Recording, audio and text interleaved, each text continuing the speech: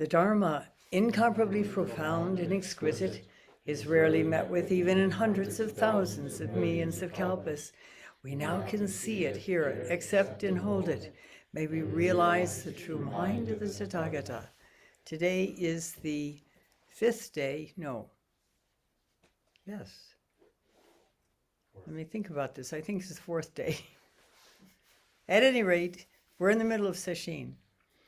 And I'd like to speak a little bit about the value of change and as part of that, the value of confronting our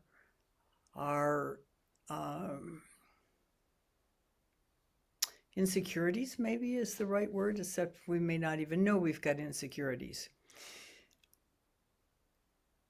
Rochester Zen Center has a very highly choreographed way of doing sesshin.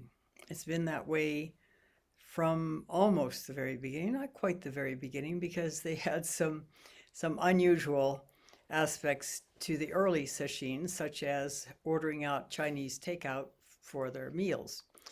But over time, they settled into a kind of a groove, a way of doing sesshin. And it was initially quite helpful, because when we are removed from our usual circumstances, then particularly if we're in a place where there is nothing but silence, and in Rochester, the silence is strictly enforced. No one speaks except in Sanzen, that is Doksan, other than the teacher and the monitors, who will on occasion give instructions or encouragement talks. If you need to speak, there are notepads and pencils scattered about the temple, and you'll have to write down whatever your question or your concern is. Even in the kitchen for cooking or outdoor for the work outdoors, there are notebooks that have been developed over the years that specifically spell out what each person is tasked to do during the hour of work practice. And so there's no reason to do anything except turn inward. And it has significant benefits. But over the years, over the decades, when one went to sesshin, and it was identical to the previous sesshin, and that was identical to the previous sesshin before that, and so on and so forth, ad infinitum over decades, it was rather easy to get into a habitual way of doing sesshin. We wouldn't do it on purpose, but it just happened. And then in the early 1980s, when it looked like we were going to be building Roshi Kapaloa a semi-retirement home out in Santa Fe, New Mexico, and several of us, actually 17 of us to be specific, came out to help do that building.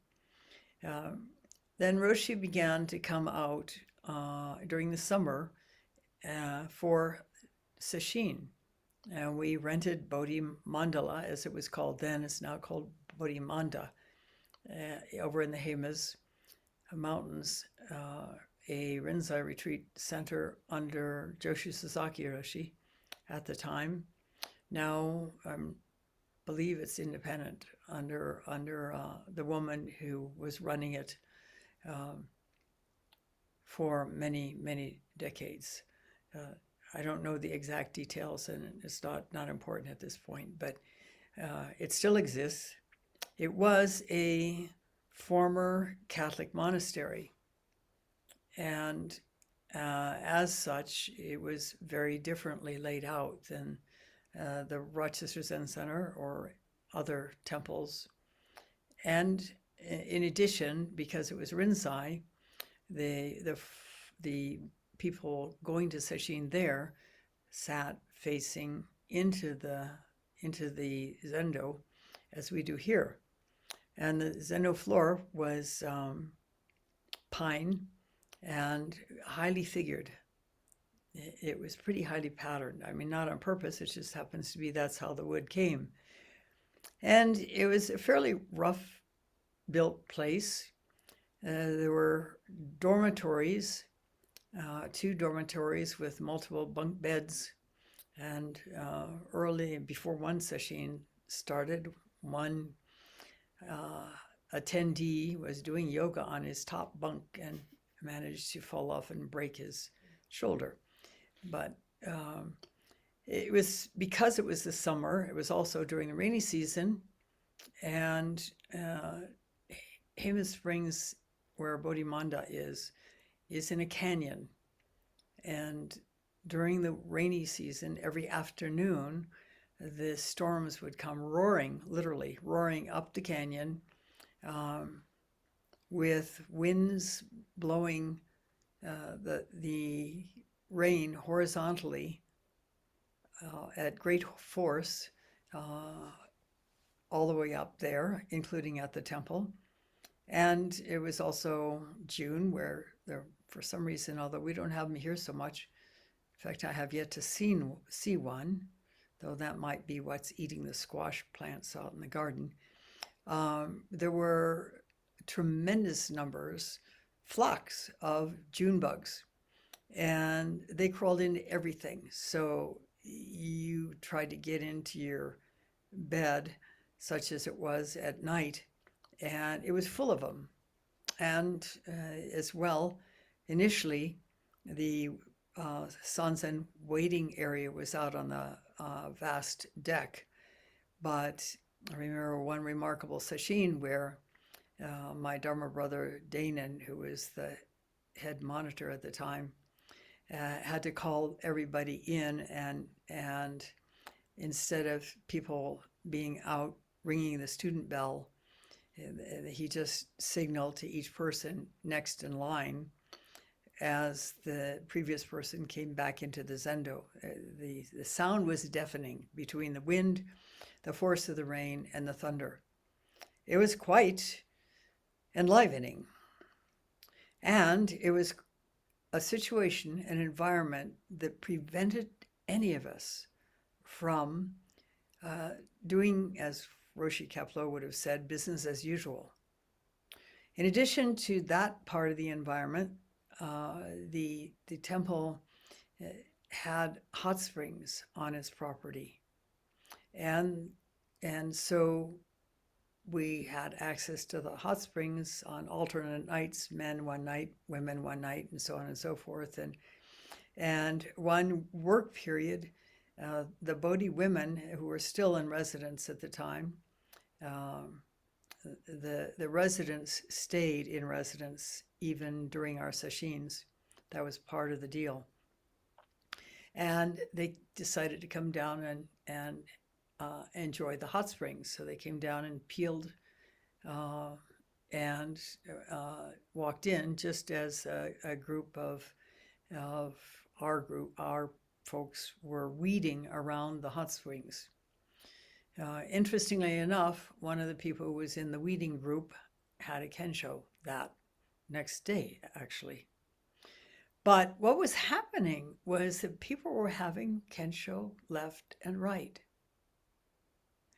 And understandably so, because they were suddenly unable to do their sesshin as they'd been accustomed to doing it. And it was all unknown. Strange place, strange environment, strange weather, lots of uncertainty, lots of unexpectedness, and that kept people from doing their practice as they usually did it. And it was of great benefit, actually. When I went to live at Sogenji, it wasn't quite as radical. but it was impossible to do sesshin as you'd done it the previous time or the previous day even. Sogenji happens to be a very, very well-known Zen temple in Japan and highly regarded. It's at the base of a mountain. It was originally 300 and some years ago the summer home of the local daimyo. In other words, something like the governor of the area.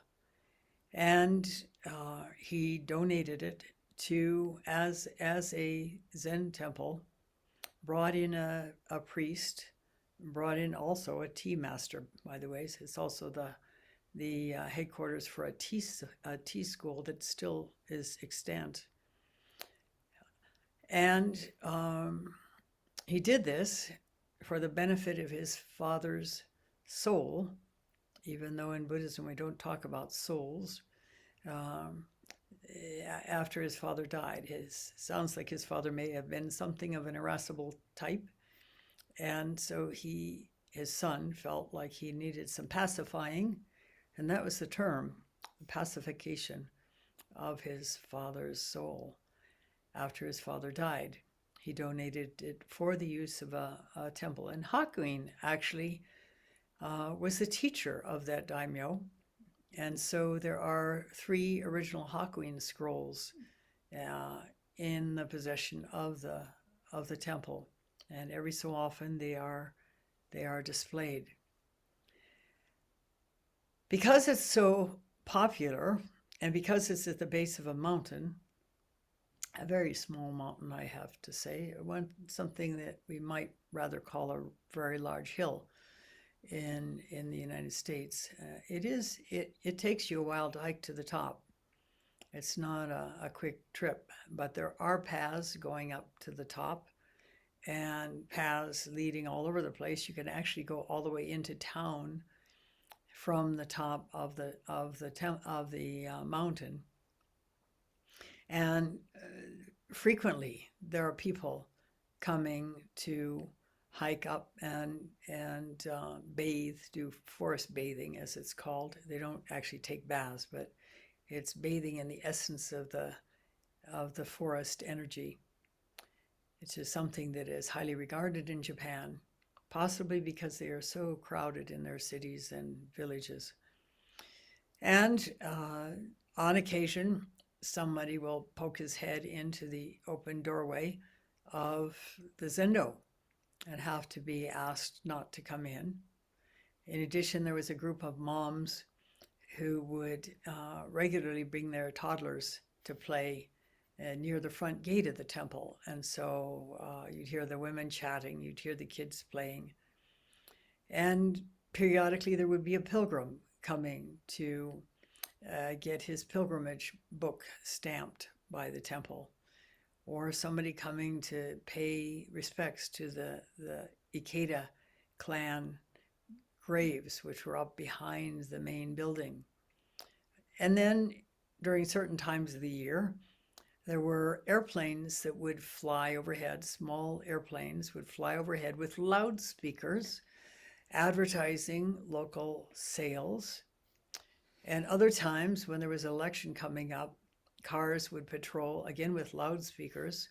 The Japanese are very, I don't know if they're into sound or if they just accept it, but at any rate, so these loudspeakers are driving around with recordings that are saying thank you and the name of the person running for office, and over and over and over again, automatically driving around. So then when you add to that sirens, police sirens, ambulances, and so on, it's quite a noisy environment. At the same time, we're all staying in whatever accommodations we have. For the women, there was what they called the women's zendo. There were 5 rooms that were housing senior women. Eventually, we built a guest house, which housed all the guests And then the men slept in the zendo, and basically inside was outside. There was no difference in temperature, whether it was incredibly hot, incredibly rainy. Today's rain reminds me a little bit of Japan, actually, which is probably why they have raised decks all around the buildings and overhanging roofs. So you can sit out on these narrow decks and be outside, and which was sometimes a little nicer than being inside in the damp. You could be outside in the damp. And and of course there were gardens and so on. But there was a lot to distract one. In addition, sesshin schedules were so ubiquitous that almost all the time, almost every day, you were in the zendo for extended periods of time. And curiously enough, there was no admonition not to speak, although theoretically there was. I was in my early period of time at Sogenji. I asked the Roshi, I said, at Rochester, no one speaks during sesshin at all. And at Sogenji, people do talk, and including chatting, by the way, at least initially. And his response was a stern, no one should talk. Well, that message didn't get down to the masses, and people chatted.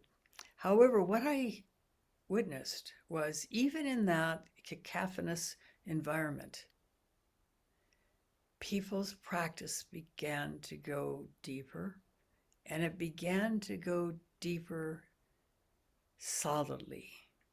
In other words, it wasn't like they went to a sesshin and they came out of the sesshin and let it all hang out.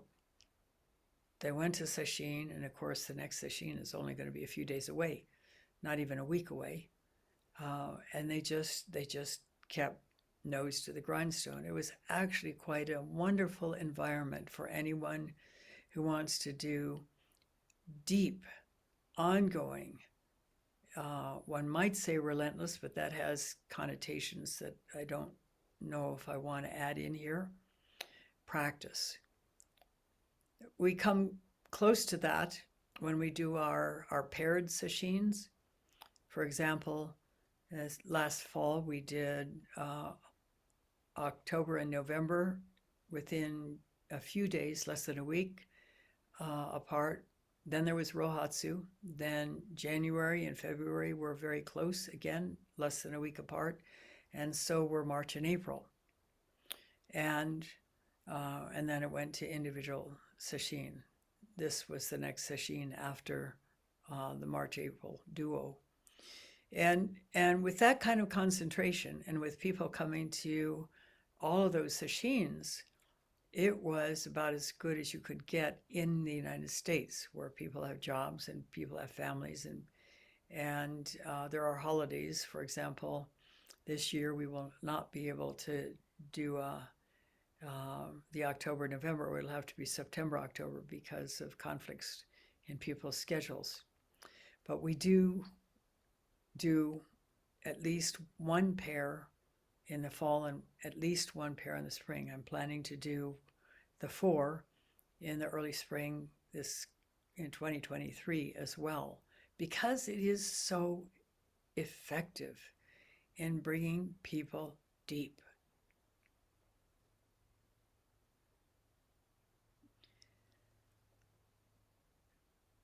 So in an environment where things can change, and here it's not quite as intense as it was at Sogenji as far as so many things happening every day. And I should also mention that during sesshin, the weekly Sunday morning zazenkais for the local folks continued, and the lead chanter and the assistant lead chanter both left the zendo and went and led that sitting. and then returned to the Zendo. So they were there in the company of about 80 some local folks, chatting and so on right afterwards, and then they were back in the Zendo. The Tenzo of the day, the cook of the day, started Sanzen every morning, and there was a different person who was cooking each day with an assortment of assistants. They started Sanzen. They were first to Sanzen in the morning, first to Sanzen in the evening, and during the day, of course, they had to get all the meals on time and answer the doorbell and receive deliveries and receive the requests by the pilgrims to get their notebook, their little booklets stamped, and other questions, and also answer the telephone in Japanese. So you're constantly being called away from what it is that you're focusing on, which means that when you focus, you've got to really focus. And it became clear to me that it was an incredibly dynamic, very effective environment for people to go deep in. Anybody who was not inclined to really commit didn't last very long. Theoretically, at Sogenji, you had to commit to being there for at least a year in the old days. Now you have to commit to be there until you have had a kensho, which could be decades, possibly, or certainly not immediately, ordinarily. And there are the extremes of weather, way over 100 degrees in the summertime, and high humidity, and way under freezing in the winter, and no heat and no cold, no air conditioning. You got to appreciate the seasons very, very well. It's amazing. When you're there and you don't go into your isolated little structure and get heat or get air conditioning, you're very aware of what the climate is doing. You're very aware of what each day is bringing forth weather-wise. And it's a much more intimate way to live.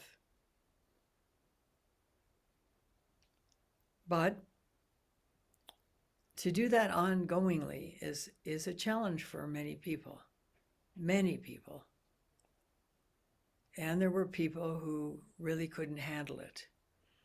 I drove any number of them to the train station to leave. And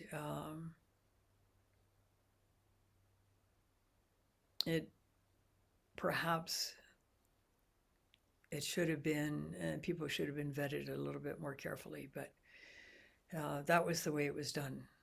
And those were the consequences. Those of us who stayed and were able to do the schedule and thrive under it experienced a great deal of benefit. And this is why I would like to do as much as possible here at Mountain Gate to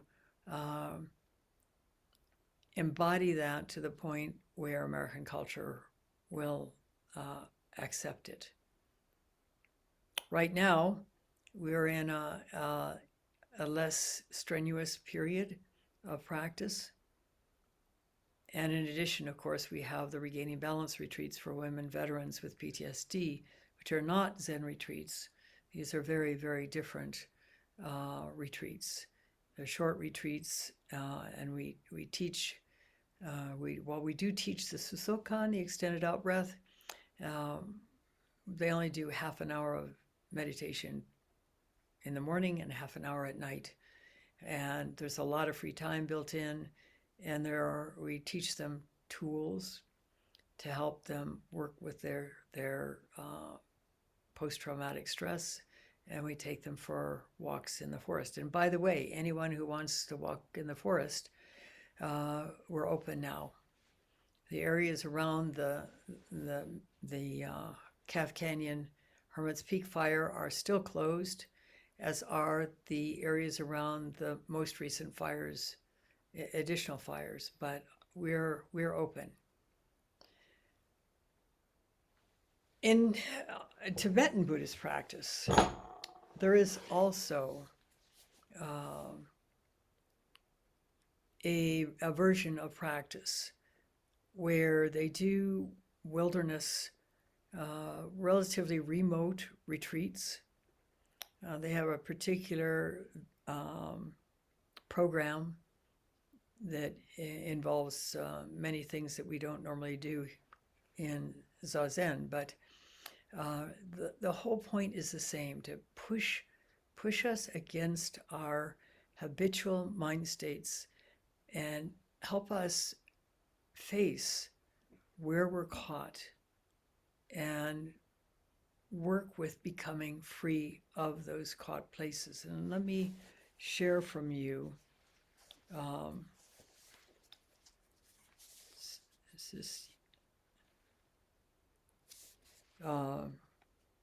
something from a book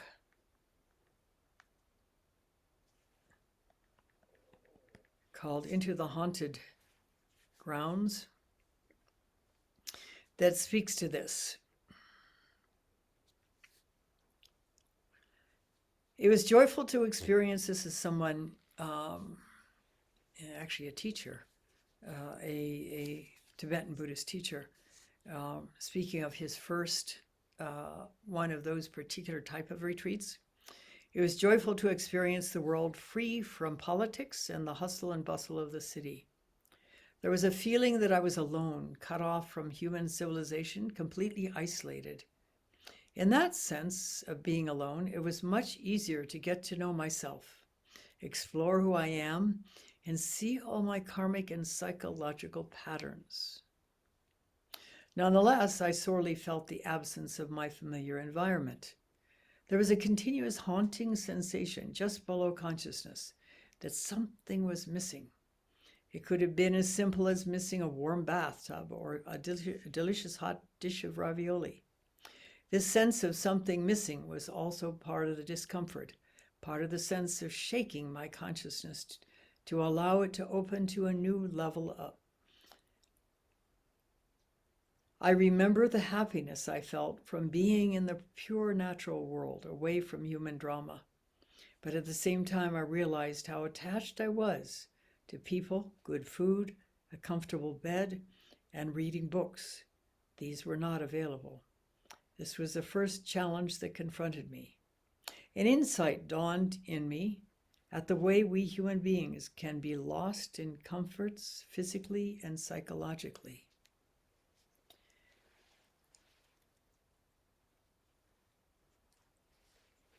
When we don't have our comfortable, accustomed environment, we do have a chance to really face ourselves. Not being in our accustomed environment leaves us open to the semi-conscious fears and anxieties that plague most human beings.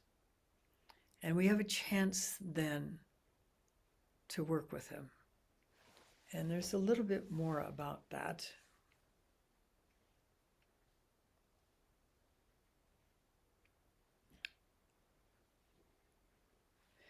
This describes the woman who, some centuries back, named Machig Labdron, who developed this particular type of practice. She was not someone merely looking for a comfortable religious compulsion or who wanted to simply sound like she had a good conviction. Rather, she was fiercely determined to precisely understand and tackle the nature of the cycle of suffering so that it could be uprooted. She did this by going inward, understanding how suffering comes into being in the first place, how our mental habits perpetuate it, and which radical methods would uproot it. She not only gained profound insight, but applied her teachings and practice in real life, becoming a living example of the Dharma of love and wisdom.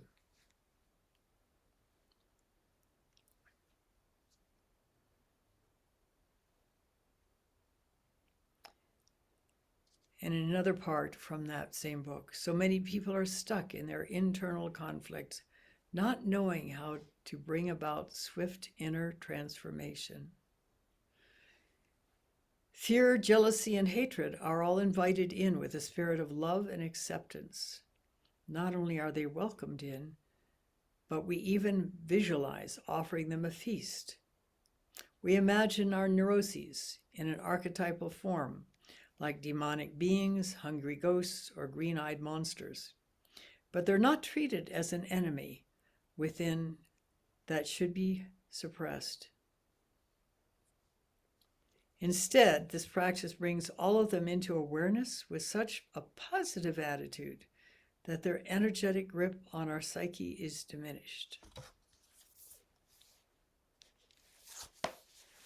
And this is how to work with anxieties, with irritation, with anger, with sadness, whatever comes up in our practice. And as we do our practice, things will come up. Otherwise, I suspect we're not really doing it effectively. If we really tune in and experience the out-breath fully as sensation in our bodies, all the way to the bottom, we're aware of thoughts perhaps, we're aware of sounds in the environment perhaps, we're aware that it's raining right now here perhaps, but our main focus is on the inner experience. We're used to avoiding that inner experience. We're used to shutting it down, shoving it away because it's not comfortable. And yet, to offer it what another practitioner called radical acceptance makes an enormous difference. If we don't try to push these difficult sensations away, and the sensations come and then we try to escape, and what happens is we feel angry or sad or whatever the underlying sensation would bring up in our conscious mind. But by then, the cat's out of the bag, the horse is out of the barn, and we've lost an opportunity to really work with it, to allow it to be free. If we are to be free, if we are to experience enlightenment, everything has to be let go of, including negative sensations, difficult feelings, the residue of painful experiences. We don't deny the experiences, and most of us, if not all of us, have had painful experiences in our lives. Experiences that caused us not just discomfort, but anxiety and fear, and perhaps anger as well. To allow those sensations to come forth and to tune in to the intimate experience of the sensations. Not to get in the stories, but it's the sensations that are caught in our bodies that are where we're trapped. And Zazen kind of takes the covers off of those sensations little by little. And we may have resistance to that because we've spent however long working to avoid feeling them. And so there can be a learning curve to allow ourselves to feel sufficiently that these sensations can be released. In the meantime, they drive our perceptions, they drive our interactions, they drive our quality of life, and they interfere with our coming to awakening. They provide a barrier to this. So it's a long process, but it's a very important part of coming to awakening, not to shut these things down. In the past, in the traditional teaching coming from Japan, we're taught to basically shove them back under the rug or back in their drawers or behind the locked doors or wherever we've got them kept ordinarily.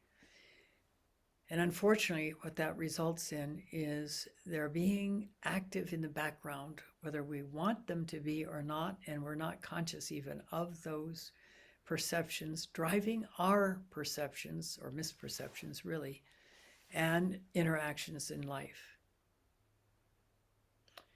We can become free of them as part of our path to awakening. And that freedom is significant. It allows us to live our lives more fully, more completely, more freely, more joyfully. But it involves some significant work. I've never known anyone who could jump over that kind of work. And the people who have managed to grit their teeth and gain some level of kensho certainly didn't gain a very deep kensho without opening to those and working with those challenges. And what is more, you have seen or heard of many examples of people who advanced even to become teachers of religion, who had not worked through their stuff and ended up abusing their students in various different ways. So we have a responsibility here to do that work. It's not something that we would ordinarily be drawn to, except that something does draw us to it. And it is amazing how free we can be when we begin to work with these things. Beginning to work with them takes us through a dark period in our practice, or can take us through a dark period in our practice, until we get the sense, till we have the experience of working with one of those caught places, as my friend Chisan would call them, and find they relax and release, and we're not as caught by them in working with them. And then we want to do that work because it's so effective, even as it's challenging. And at a certain point, when you do it enough, it's not challenging anymore. You welcome it with open arms.